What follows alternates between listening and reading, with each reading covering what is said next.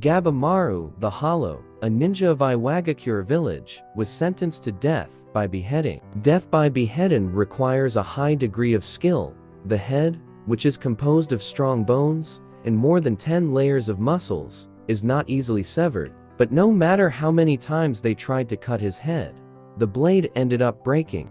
Gabimaru has killed countless souls, which made him have no attachments to life. Neither did he expect to live a long life.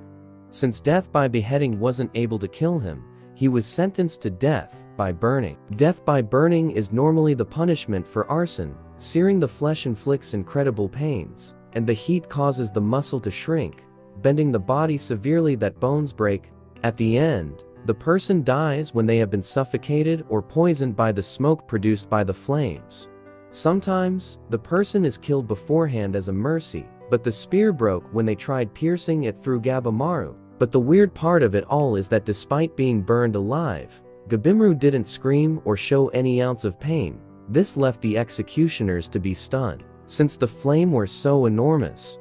The reason behind his execution was because he tried to leave the village, and he was captured on a job when his cohorts betrayed him.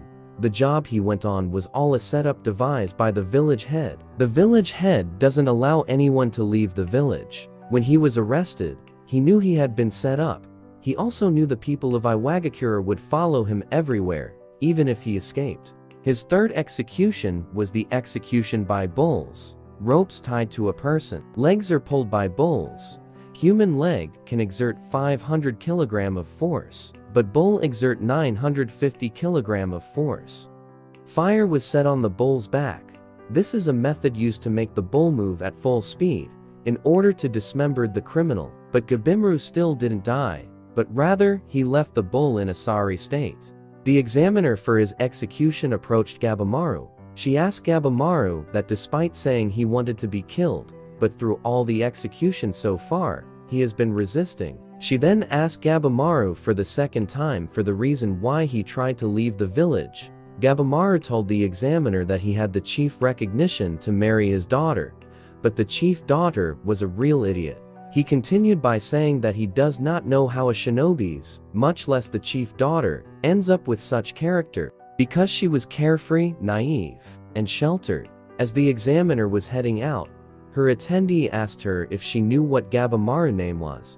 She was surprised since she knew Gabimaru as the former shinobi. He told her that Gabimaru's other name is Gabimaru the Hollow. He's a hollow man, without blood or tears, a monster who killed 20 men when he was arrested. And rumor has it that Gabimaru consumed an elixir of life. That's why he refused to die. Later in the prison, Gabimaru remembered the examiner words to him, that despite saying he wanted to be killed, but when it's time to die, he always resists. Well, the examiner was right. Gabimaru has been resisting by hardening his muscles, which made the sword to break. Gabimaru was wondering why he didn't want to die, because to him, he has no attachments to life. He then made up his mind that tomorrow's execution, he will end it all and stop resisting.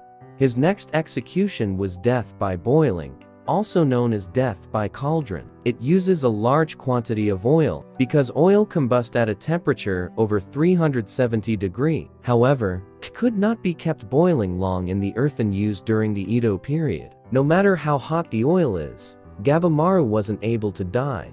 He kept on wondering why he had been enduring all the execution, since he had no lingering attachment to life, because he should be empty. This time around, he was taken to an underground building for his next execution. He told the executioner that he was already getting tired of the execution. The man laughed at Gabimaru while he told him that the next execution would shut him up. When Gabimaru arrived, he was surprised at what he saw. His executioner this time around was his examiner. She is a sword tester sent from Edo, the executioner Yamada Asemum Sajiri. Yamada Asemum is the trade name of the Yamada clan Ronin, who have served as sword testers and executioners for generations. They are master swordmen capable of testing swords and beheading criminals with a single blow.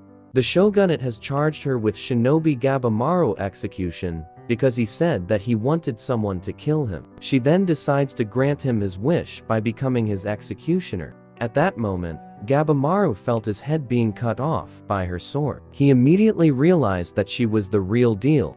He instinctively broke the cuffed wood, because he himself could sense danger. Before he could blink his eye, she arrived behind him, but he instinctively dodged her attack, avoiding a fatal blow to his neck. She told him that he'd have died if he hadn't moved. For the first time during his execution, a sword was able to leave a mark on Gabimaru's neck. Through her job, she was present during the final moment of many criminals, and a person's true nature is reflected in the blade. And some lie to themselves and claim to have accepted death. She told Gabimaru the Hollow that there is certainly a great emptiness inside of him, and that she was certain of it after listening to him describe his history in the prison. But he lied about one thing, and that is him not having an attachment to life. She told him that he loves his wife. To Gabimaru, his wife is the reason he wants to live. That's why he has been instinctively surviving all the execution. The executioner was right. Gabimaru kept lying to himself. He couldn't die during his executions because of his feelings for her. Gabimaru just kept telling himself that he had no attachments to life. Gabimaru shouted out that he had no attachments and that she knew nothing about the world he had lived in because he is a hollow. He then remembered his wife's words. She told him that Hebus not a hollow because he was kind. After all, he was the only one who hadn't repulsed her face. Her father burned her face so that she would give up on trying to live like an ordinary woman. His wife told him that people's hearts don't die easily. She then gave him a kiss, and Gabimaru began to blush. That was proof that Gabimaru had a good side to him, and that he truly loved his wife. Gabimaru kept on fighting with the examiner, saying that he was a monster, and no matter how she tried, he could never be human. Before his execution, he had already promised himself to quit making a living by killing people, and that him and his wife would live a normal and peaceful life, like ordinary people. The examiner immediately brought out a book, and it contains an official pardon. Not only does it dismiss all charges, but it will even grant him the shogun's protection. With pardon, neither the magistrate's office nor the village shinobi cowled harm him. But it comes with a condition, which is that he would go to the underworld. The underworld is the other side, and it's a place of no return. There is land brimming with fertility and joy, where there is no pain. Shinsenkyo, believe in. Since ancient time, people have called it paradise, the other side, and heaven. It was said to be far to the southwest, beyond the Ryukyu kingdom. It's said that the immortality-granting elixir of life can be found in Shinsenkyo. The shogunate sent a search party there to acquire the elixir. However, 5 more expeditions were sent, but no one returned, except for the things they became. The head of the shogunate believed the land was real, so he told his people to choose expendable people for the next expedition, and they should gather criminal condemned to death around the country and send them to the island. And whoever bring back the elixir of life will be pardoned. Since the day Gabimaru was captured, his wife closed herself off and hasn't spoken to anyone because she believed he would return. Traveling to a mysterious island with heinous criminals condemned to death and competing with them for a pardon is the only way for him to be reunited with his wife. Gabrimu had no choice but to accept the offer to find the elixir of life. Different kinds of weapons were thrown at him: spear, sword, blade, including dart and arrows. Also his intestines, which was cut off from his stomach, and a sword was pierced through his brain. But yet, he still didn't die. He remained standing in place. This was proof that the chief of Iwagakure was truly immortal. Apparently, it was due to a medicine he acquired long ago from a land across the sea. Gabimaru told Sajiri that the elixir of life is real, the Takijiku no Kagunomi, but he doesn't know if it's on the island which they were searching. Due to the beautiful scenery, the island makes one believe that the elixir of life might be found in it, but to Gabimaru, the island is creepy as hell. There is no rhyme or reason to the species and natural habitat of the plant growing there, which makes it unnatural. Also, there is no telling what might be out there, so they have to be on their guard. He then cut off the rope tied on his hands. Sajiri shouted at Gabimaru, saying that he was not allowed to remove his bonds. Gabimaru complained that he couldn't do the job with his hands tied, which is really ridiculous. Sajiri told him that it's her job to keep an eye on a criminal like Gabimaru, and she could not overlook any attempt to break the rules. She then gave him another rope to bind his hands. Gabimaru told her that the binding of hands isn't the only ridiculous thing about the expenditure. They were given food and water for 3 days, and their only clue for the elixir of life is the drawing. Gabimaru had no choice but to comply with the binding of hands. As she was binding his hands, Gabimaru was attacked out of the blue. It was a really heavy weapon. The man who attacked shouted that he let down his guard even in an unknown island. But to their surprise, Gabimaru didn't get injured at all, but only has a dislocated neck.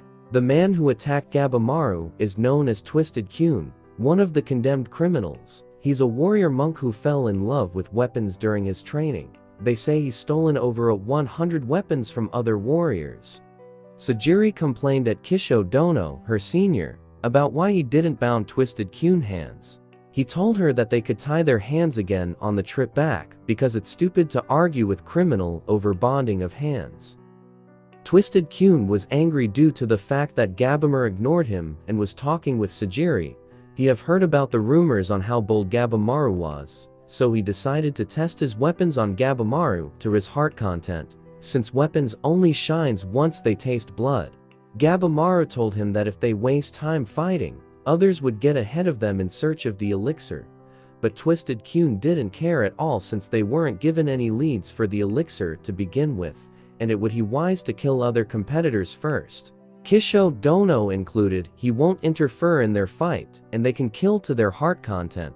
Sajiri also agreed. Gabimaru really doesn't want to kill anyone cause his wife wouldn't like it, but he had no choice but to kill. Immediately, he was attacked by Twisted Kyun, but all the weapons he used on Gabimaru all got destroyed. All his weapons seemed ineffective on Gabimaru. Gabimaru then used a single pole as a lever to launch his massive bulk attack, at the same time using his leg to force push a weapon that knocked down Twisted Kyun. He did all this while having his hands tied, which is really OP. Twisted Kyun decided to counterattack for the 3rd time. Well, he was beaten to pulp by Gabimaru, having different weapons stabbed on him. Kisho Dono decided to head back home because the criminal he was in charge of had already died. He told Gabimaru that they're neither enemies nor allies. If the criminals they were responsible for dies, then they simply take their head back. Before he left, he told Sajiri that she's naive if she thought she was safe just because Gabimaru's hands were tied, since the man standing next to her is a criminal. Mere moment after they headed to shore, a lot had happened. Those who sought to reduce their competitors before they even landed, also those who plotted to work together and those who pretended to. They all never followed society rules in the first place. They don't care about duties or rules. They'll attempt to survive by whatever method suits them. They'll do whatever it takes. Sajiri thought breaking the rules would invalidate the criminal's pardon, but that's what makes her naive. To a samurai, the shogun's words are absolute, but what really matters is their priorities. And now, priority number 1 is the elixir of life. Everything else comes second to that. The shogunate would prefer they break the rules to achieve their objectives rather than following them and failing. Besides, rules are illusions that don't function unless they believe that everyone would follow them. He then made a prediction that the situation would soon change in a few hours. In just a few hours, there would be an unpredictable turn of events, and more than half of the criminals will die. Within a few moments, more of the other half will die, and in less than a day, there would be only one left. Of the people that came to the island, the criminals are of little significance, and if their number is to be reduced, then more would be added. Hattori's messenger had already traveled to Issue, and the shogunate had undoubtedly made contact with the new Iwagakure. He told Sajiri that Asemum aren't a monolith either, and the job for the search of the elixir of life would determine the next head of the clan. The rumor might be true or false, but just the news alone is sure to inspire ambition in some. He then warned her not to let her guard down around criminals. Immediately as Dono left, Gabimaru attacked Sajiri. Gabimaru was hoping to kill her painlessly. Sajiri then realized the true nature of Gabimaru. Sajiri told Gabimaru that killing her is a violation of the rules. Gabimaru tells her to remember what her colleague said.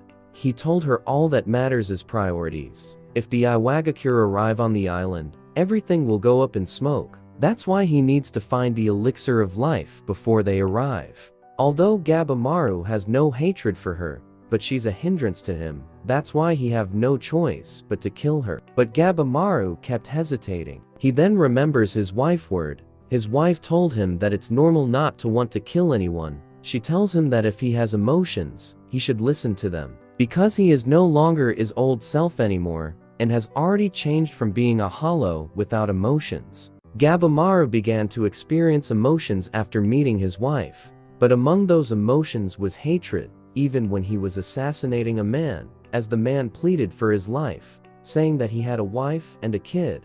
Gabimaru paused. At that moment of hesitation, which was a sign of weakness, the man rushed to stab Gabimaru. Gabimaru remembers the village head telling him that the heart is a nuisance. Unless one is strong, one can't protect anything.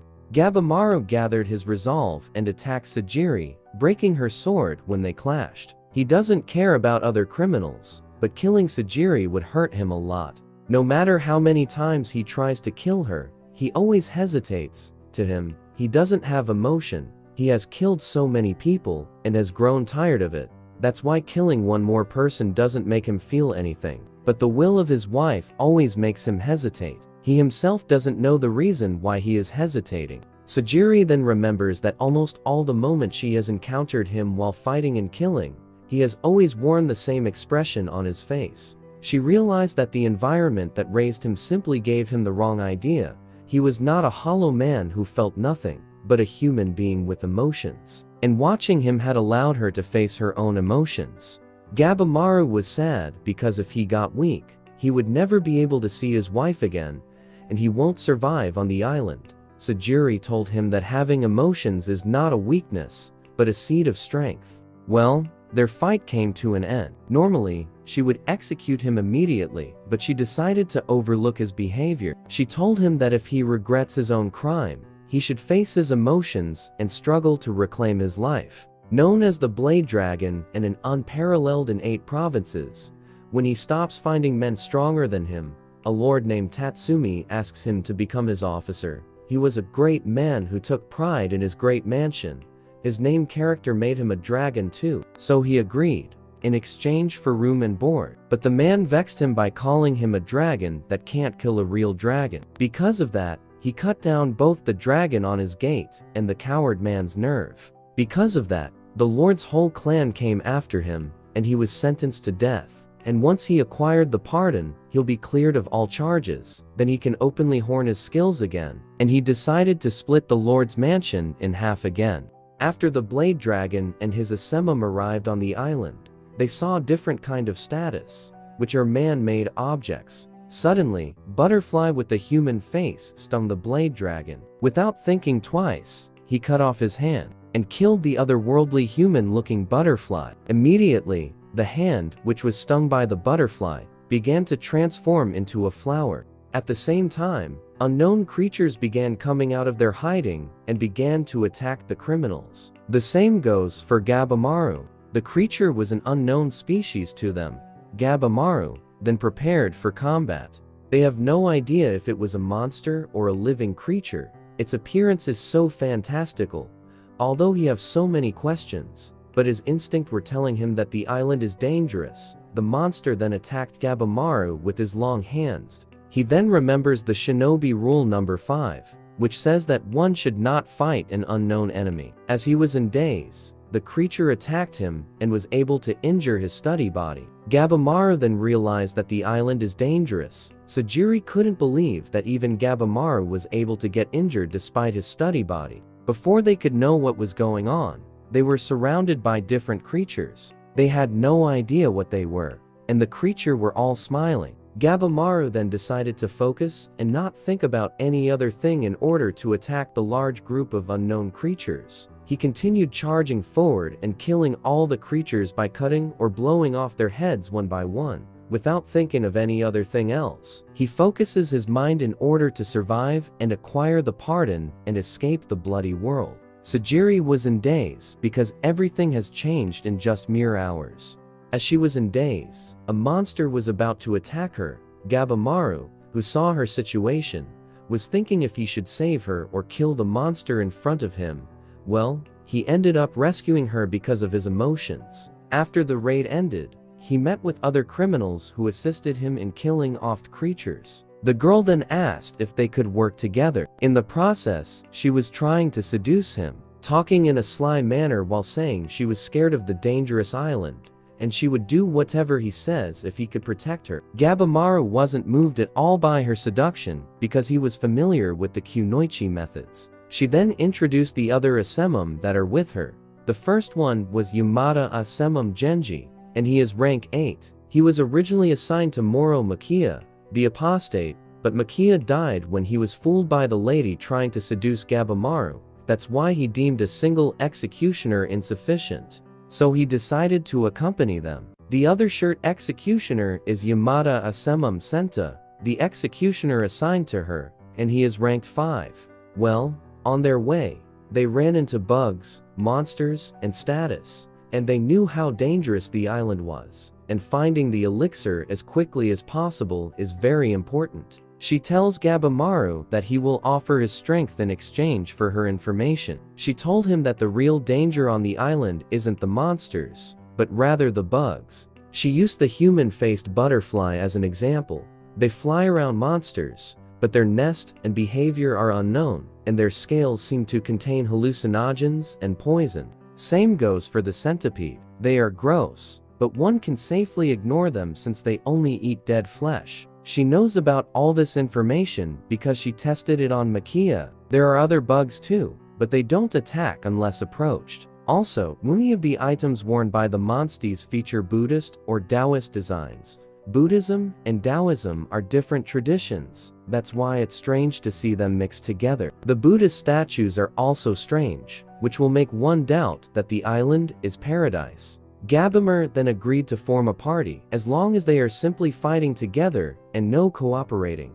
Due to the fact that Sajiri lost her bearing against the monsters and let the situation overwhelm her, she began questioning the purpose of why she had been practicing swordsmanship. For that she felt powerless and then fainted on spot. Sajiri woke up in a cavern island after she was poisoned by butterfly scales and lost consciousness. Despite her sick body, she decided to continue her duty by observing her prisoner, but to her surprise, Gabimaru didn't escape. Rather, he was making dinner for them. The fatty was mending torn clothes. Now that Sajiri is awake, they decided to go over what they know together, and at the same time, eat the food Gabimaru made while they talk. What Gabimaru made was kiketsugen. He made them using stuff in the area, and they were actually well made. While he was searching for ingredients, he scouted the island in the process. What he learned while gathering ingredients was about the flora. The species are mixed, but they are mostly ordinary plants found on the mainland. What caught his attention was that he saw several flowers resembling the samurai who had become flowers. He concluded that if most of the plants on the island used to be humans, then the same fate would have happened to those that died immediately. They were irritated by the kiketsugen. In any case, they didn't find anything like the Mandarin elixir of life. The fatty told them that they shouldn't fixate on the illustration too much because the term Takijiku no Kagunomi and paradise used by the shogunate were originally concepts from different cultures. The stone status scattered around the island closely resembles Buddhist or Taoist figures, and what they should be focusing about is the status themselves and not religion. He asked them if the technology to create stone or clay figures exists on the island. If so, then who made them? And do they live in the island? Sajiri finds it hard to believe people live on the island, because both the monsters and insects are too dangerous for humans. Their ecology and behaviors are also mysterious. When she cut the monsters, she felt that they had flesh and bones, but they do not have organs and reproductive organs. Their appearance is strange as well, and parts of other animals are stacked on top humanoid form. The items worn by the monsters also seem poorly made as well. They're religious, but the details are crude. In other words, they're like malformed gods. Both island and monsters are like that. They're terrifying, but they're also stupid. too unrealistic to be natural, and too artificial to be mystical. It's as though they have been thrown into some kind of sick mandala.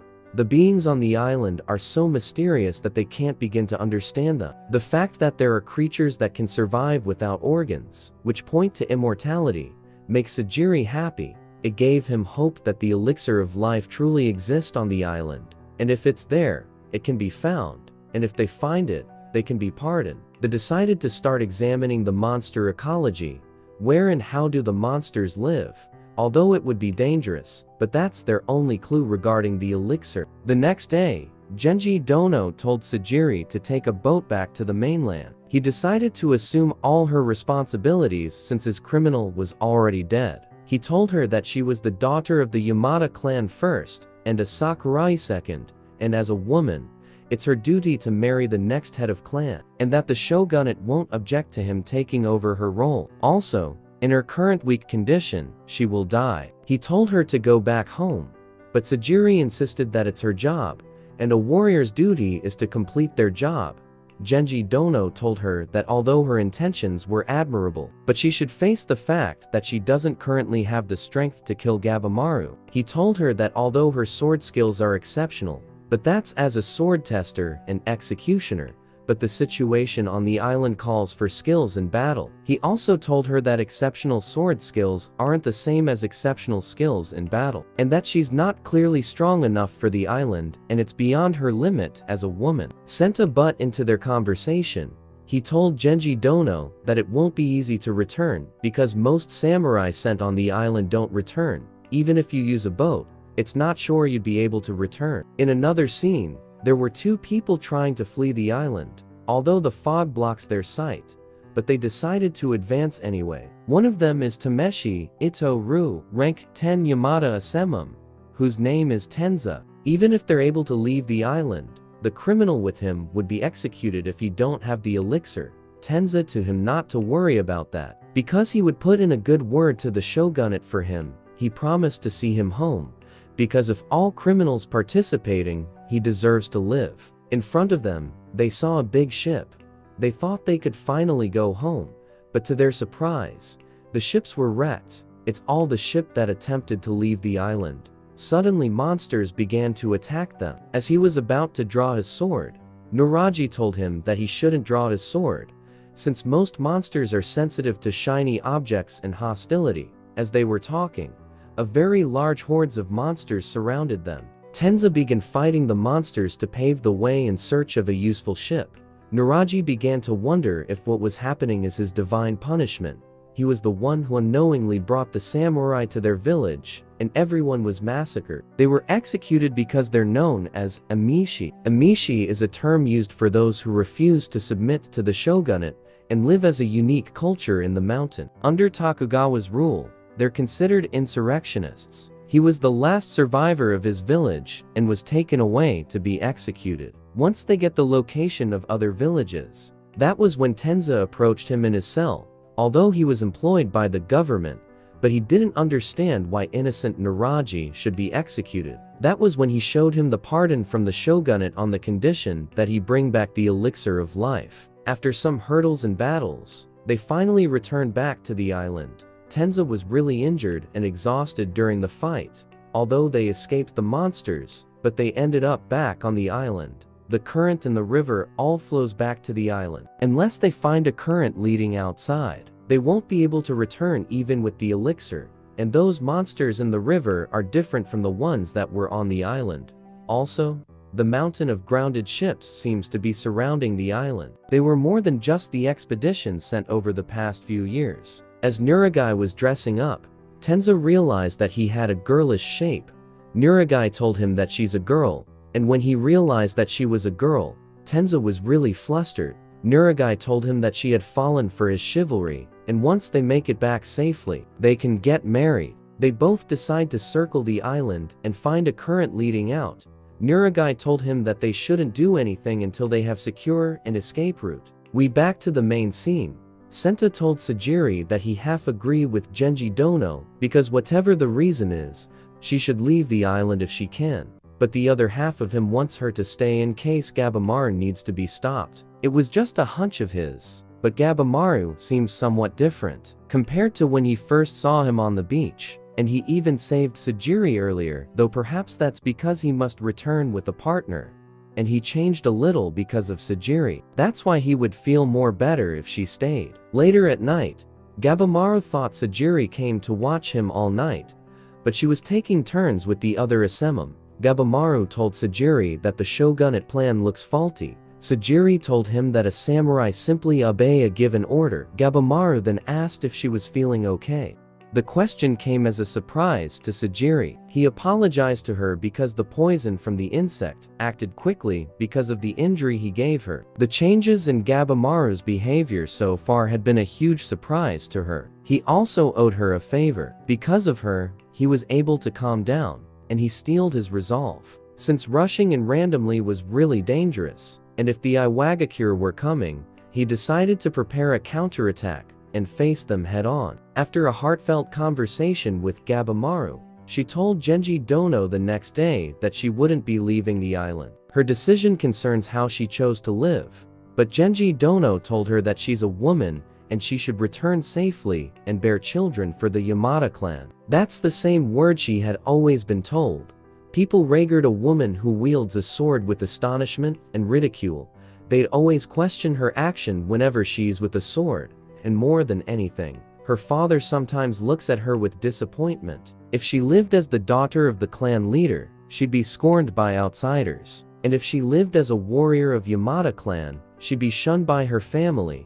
That's why if she leave the island, she would live in regret for the rest of her life. She apologized for defying her senior, and she decided to live her way. She knows she's weak and inexperienced, but at least she wants to decide how she'll live her life. Just as they were talking, Rokuroto appeared behind Genji Dono. Ever since Rokuroto was young, he was known to have an insatiable hunger, and as he grows, his hunger increases even to the extent to eating his parents and the people in his village. Genji Dono immediately pushed Sajiri out of danger, but he ended up taking a direct hit from Rokuroto. Just with a single hit, he ripped part of his waist out. The injury was so fatal that he would end up dying anytime soon. It's too late for him to be treated. He then tells Sajiri to run away. Just as Rokuroto is about to kill Sajiri, Gabamaru appeared and kicked him back down to the ground. He was known as Rokuroto, the giant of bison. He was assigned to Aizen Dono, who was killed by him. Rokuroto eyes are the eyes of a predator who has located his prey. Since it would be tough for them to escape, Gabamaru decided to fight it head-on and kill it.